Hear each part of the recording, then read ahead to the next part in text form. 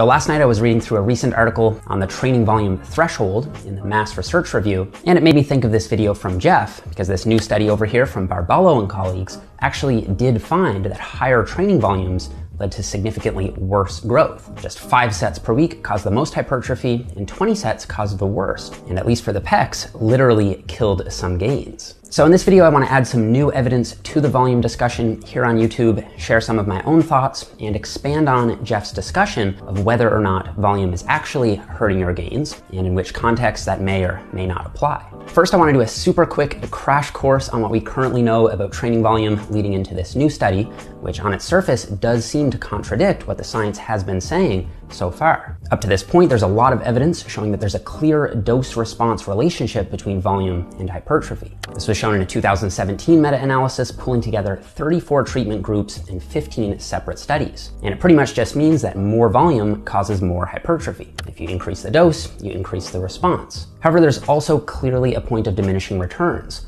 where you can keep doing more volume, but you'll see very little extra progress for it. And we don't know exactly where that point is, and maybe we never will because it's so individual, but for most people and most muscles, it's probably somewhere between 10 to 20 tough sets, or working sets, per muscle per week. In other words, up to 10 sets. If you add sets, you'll add muscle. Somewhere after 10 sets, things start to taper off, and then further down the line, there's another point where you actually might start losing muscle due to overtraining. And as of now, this is the prevailing model of training volume in the scientific community. Now, what Jeff was saying in his video is that a lot of people have become so fixated on volume that they aren't even really exerting themselves anymore. And I think that's a good point. I've also noticed this myself. Some trainees see optimizing volume as a way of getting out of applying appropriate intensity or effort. So Jeff was saying this lack of training intensity caused by an overemphasis on volume is killing your gains. So to kick things off, I want to quickly cover this new study from Barballo and colleagues, just so everyone's up to speed with where the science is on volume right now. Now, this study was pretty simple. They split 40 young men with at least 3 years of training experience into 4 groups. One group did 5 sets per muscle per week. One group did 10 sets, another 15, and the highest volume group did 20 sets per muscle per week. They did a push-pull leg split, but it was only a 3-day per week split, so they were only hitting each muscle once a week. So they hit push once a week on Monday, pull on Thursday, and legs once a week on Friday. So this was pretty much a bro split. The exercises were the same compound movements for all groups, so the only difference was the number of sets they did per week on each exercise. And then after 6 months of training, it turns out that the lowest volume group, doing only 5 sets per week, saw the best gains, and the highest volume group, doing the most sets, saw the worst gains. And I'll admit, these results look a bit confusing at first. They really do seem to contradict the prevailing volume model we laid out at the beginning. In fact, at first glance, this study seems to point toward a model that looks exactly the opposite. The more volume you do, the worse gains you get. However, there are 2 key factors we need to understand about this study first. First of all, even though the subjects had 3 years of training experience, their lower body strength suggests that they actually weren't very advanced at all. And other research shows that the more advanced you are, the more training volume you can benefit from.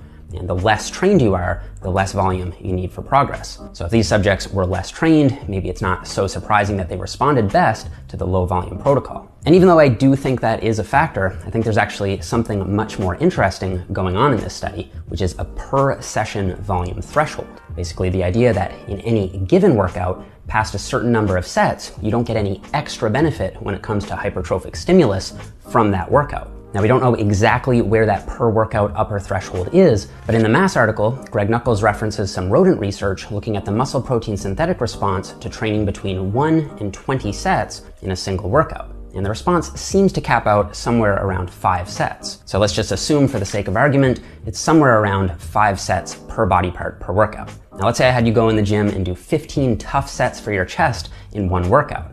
You'd probably feel pretty wrecked at the end.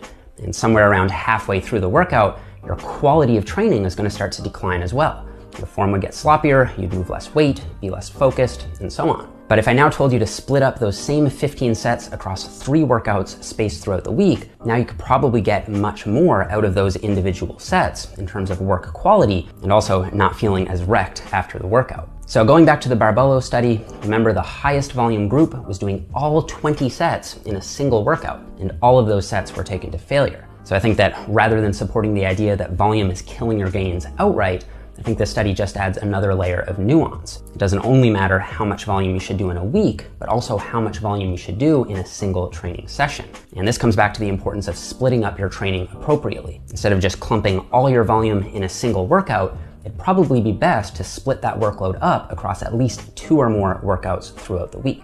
So coming back to Jeff's video about whether or not volume is killing your gains, I think this latest study did in fact show that overdoing it with volume, especially in a single workout, can certainly impede your progress and potentially kill your gains. Remember that 20-set group actually lost some pec size. So in light of this new data, I want to lay out a few situations where volume and effort can interplay with one another to either kill your gains or maximize your gains. So first we'll start with the scenario Jeff was talking about in his video where volume is high, so let's say 20 plus sets per week per body part, but effort is low, so you're consistently leaving 5 or more reps in the tank.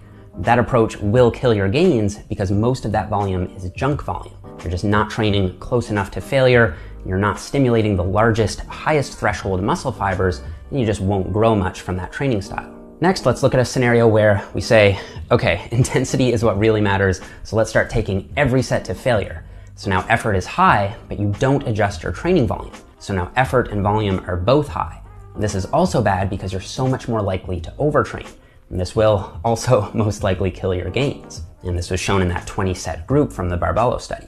Next, let's consider a scenario where we keep our effort very high, so we're still consistently taking sets to failure, but this time we drop our training volume down. Clearly, the Barbello study showed that this will lead to gains. In fact, I think this is a great low-volume programming strategy for busy people who want to have quick workouts. In other words, you can still make solid progress with just a handful of all-out sets to failure for each muscle group each week. But if you're gonna take this low-volume approach, the intensity has to be very high. Now, in my opinion, this isn't the most optimal way to train, but it can get you most of the way there, and it certainly won't kill your gains. So for the right person, this approach makes perfect sense. Lastly, I want to look at a fourth scenario. This is actually my favorite way to approach programming, where you're trying to stay in this optimized zone of the volume gains curve. Generally speaking, that's going to mean a moderate to high volume of training, again, fine-tuned to your training status and so on, but also a more moderate level of effort, where you're generally leaving 1 to 2, maybe 3 reps in the tank, and occasionally going to failure. And you'll just want to tweak your volume as you assess your progress and recovery. And in my opinion, this is the best way to optimize gains, and it can be easily fine-tuned and individualized. So even though option 3 can certainly have its applications, I'd personally rather go with option 4 because pulling back slightly on effort won't significantly hurt your gains. We know that when it comes to muscle growth, the difference between going all out, all the way to failure, and leaving a couple reps in the tank is very small, whether good or bad. So leaving those few reps in the tank has no downside, unless you leave more reps in the tank than you should, but it does have an upside. It'll allow you to do more high-quality volume, which, if spaced and managed properly throughout the week, will lead to your best gain.